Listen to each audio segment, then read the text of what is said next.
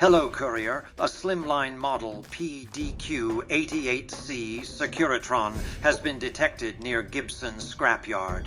I want you to check it out and return it to the Lucky 38. Hello there! Oh, wait a second. I have to run some diagnostics. Just a formality after being reactivated. It will only be a moment. Let's see what we have here. Power regulator's been repaired and got a newly painted exterior, reloaded armament, and refurbished monowheel. All good so far. Wait, what's this? I've been out of commission for 6 years. I'm almost at a loss for words. You don't look like you were part of my old caravan, but I doubt that they're still around if they didn't come back for me after all this time. The name's Patty, by the way. I've been in New Vegas before, but some stuff has changed since I was last active here. Would you mind if I join you? If you don't want me to, I'll probably hang around here or go over to that motel lobby in Novak. Amazing. I won't let you down. Sure thing. You seem like you have the skills and know how to upgrade me, but you need either an assault carbine or Gauss rifle first.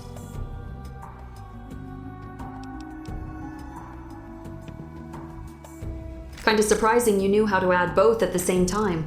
What an amazing skill. Certainly. What do you want to know?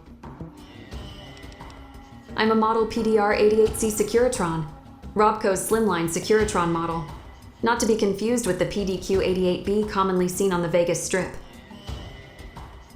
Slimline model Securitrons were designed for lighter duty work, and often in more confined spaces such as offices or industrial facilities. Our design specifications optimized us for perimeter security, personnel quality compliance, and auxiliary law enforcement. Unlike the more common PDQ Securitrons, slimline models like me only come equipped with a submachine gun and reduced armor compared to our brothers. Our relatively slight frame, coupled with our reduced offensive loadout, encouraged Robco to give slimline models like myself female personas. Sure, what else do you want to talk about?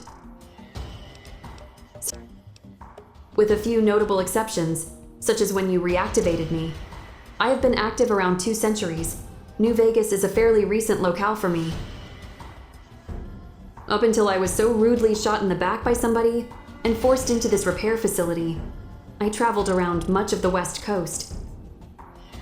Often I did this as part of a trading caravan out of Vault City, the place I consider my primary home, I guess. I served as security there for years. At times, though, our caravan's journey could take me so far afield from Vault City that I wouldn't see the place up to 5 years, sometimes longer. As ashamed as I am to admit, I wasn't always the best security robot, but most people in our little caravan didn't mind much. Perhaps it was the personality cores that Robco gave us slimline models for working with humans, but I think they saw me as something of a friend. Anyway, before I found my way to Vault City as part of an unwitting prospector's salvage, I spent a lot of time north of California. Decades, really. In fact, I was in the upper Midwest when the war started, back when I was part of a tech expo by Robco that was in Idaho when the bombs fell. I was part of a trade caravan that was going to examine some stockpiles of promising salvage, found northeast of Nellis near Boomer territory. Something spooked the caravan master's Brahmin, and I was sent out to investigate the source of the noise. After that, my databanks don't have much. From what little I do remember, there was a series of explosions at the caravan train. Just as soon as I realized it was an attack, I was shot. I've been shot before that, mind you. A lot of robots that have been in the Wasteland long enough have, but this time I took too much damage. The assailants, whoever they were, managed to severely damage my power regulator. I was running out of juice and couldn't do much at that point. I fired a few bursts at wherever I thought the source of the explosions was, and then blacked out. Some kind of emergency power program kicked in. My emergency power system eventually rebooted, but by then my caravan was gone. I still don't know what became of them or our assailants.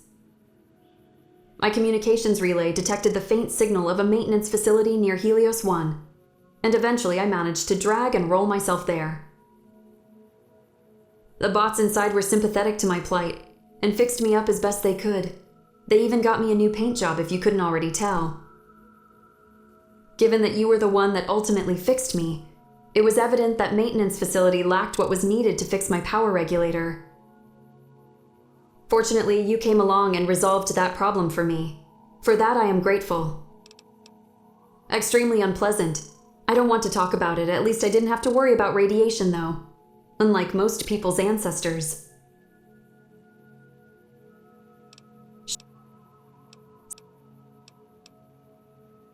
PATI is in reference to the acronym PATI, Patrol Tactical Enforcement Robot.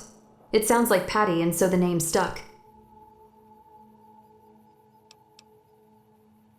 No, I'm not. PATI isn't in reference to any acronym. Not every robot's name is derived from a code or designation. Sometimes we have normal names. I've had this name since the months after the war. It was given to me by somebody who must be long dead now. They were very kind to me.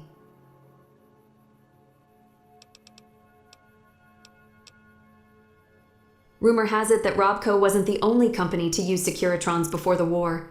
Another company apparently stole the design for themselves. This company, called Middlemark, existed at some point in post-annexation Canada. Their mascot, Penny, still manages the place in the post-war era. I saw someone named Al running around a while ago. He was with some tame Deathclaw named Cuddlesworth, and a lady named Janet. Seems like a good guy.